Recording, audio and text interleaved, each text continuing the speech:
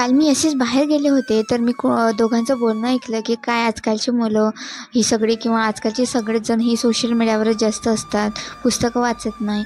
तर सोशल मीडियातून आपण काय घ्यायचं आणि काय सोडून द्यायचं हे आपल्याला ठरवता आलं पाहिजे. कारण सोशल मीडिया वाईट आहे, पण सोशल मीडियावर खूप साऱ्या चांगल्या गोष्टीसुद्धा मिळतात. सोशल मीडियावर सतत ऑनलाईन असणाऱ्यांना बऱ्याचदा रिकामटेकडं समजलं जातं.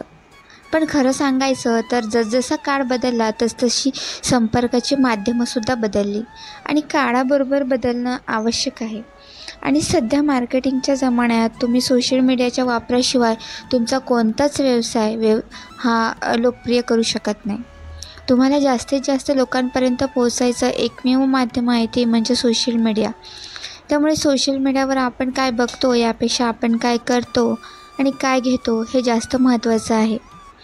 आपल्याला उपयोगी पडेल ती प्रत्येक चांगली गोष्ट घेऊन आपण पुढे गेलो तर सोशल मीडियाचा आपल्यावर कोणताही वाईट परिणाम होत नाही. पूर्वीच्या काळी जेव्हा मोबाईल नव्हते तेव्हा लोक वर्तमानपत्र वाचत, पुस्तकं वाचत. आता तीच वर्तमानपत्र लोक मोबाईलवर वाचतात. TV बघण्यापेक्षा जास्तीत जास्त लोक YouTube बघतात, कारण तिथे प्रत्येक गोष्ट ही वेगवान आणि जलद गतीने त्यांना बघता येतं. त्यामुळे आता बहुतांश TV चॅनलचेसुद्धा स्वतःचे YouTube चॅनल झाले. बहुतांश जाहिरातदार TV आणि वर्तमानपत्रात जाहिराती देण्यापेक्षा कमी पैशात आणि स्वस्तात WhatsAppवर, Facebookवर, Instagramवर, YouTubeवर जाहिराती देतात आणि आपल्या व्यवसायाचं प्रमोशन करतात.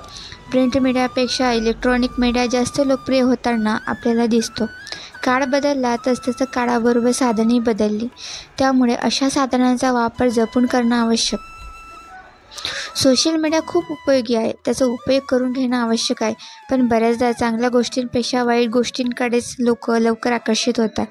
तसंसुद्धा सोशल मीडियावरील वाईट गोष्टींचा लोक आहारी जातात, हे दुर्दैव आहे. प्रत्येक गोष्टीचे जितके फायदे तितकेच तोटेही असतात. फक्त आपल्याला ठरवायचं आहे की काय फायदा करून घ्यायचा की तोटा करून घ्यायचा. आपल्या चांगल्या गोष्टी सोबत घ्यायच्या असतात आणि वाईट गोष्टी ह्या पाठीमागे सोडून द्यायच्या असतात. आपण जेव्हा घाण पाणी स्वच्छ करतो तेव्हा आपण पाण्यातील कचरा चाळणीने गाळून घेतो आणि स्वच्छ पाणी साठवून ठेवतो. त्याप्रमाणे सोशल मीडियावरील येणाऱ्या वाईट गोष्टी पाण्यातील गाळल्यासारख्या बाजूला करून टाकायच्या असतात आणि चांगल्या गोष्टी सोबत घेऊन पुढे जायचं असतं.